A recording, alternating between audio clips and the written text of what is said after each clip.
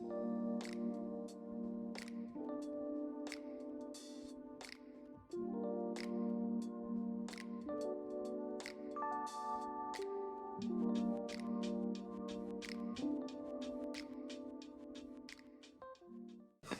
guys, as I promised, we're going to be making homemade almond flour from the pulp of the almonds that we made milk with the other day. All you're going to need is a baking sheet, an oven, and some parchment paper. So get your stuff and let's go. All right, so we got our parchment paper and our baking sheet. Yes, this is old. Don't judge me. Mind your business. Let's go. I had just enough parchment paper for this. So just going to line that out. There we go. Our almond pulp.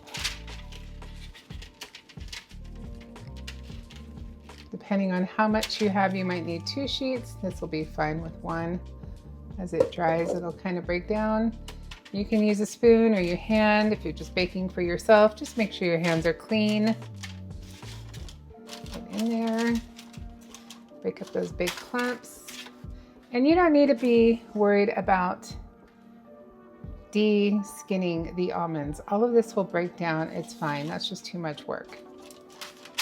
All right, so now that we have all of the big pieces all broken up, we're gonna stick this in the oven at 350 for about 10 minutes. Make sure it's preheated, 10 minutes, and then lower that down to 200 degrees and leave it in there. You're gonna kind of break things up in between, make sure everything is nice and kind of all those big pieces are broken and dried out well. So let's put it in the oven. We'll be back.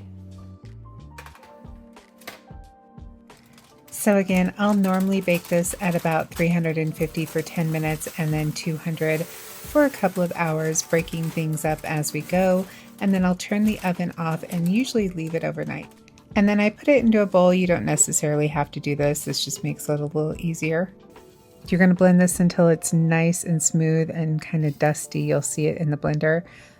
If it's thick, then it wasn't all the way dehydrated. If it starts turning into almond butter, you didn't dehydrate it enough. It should look like this.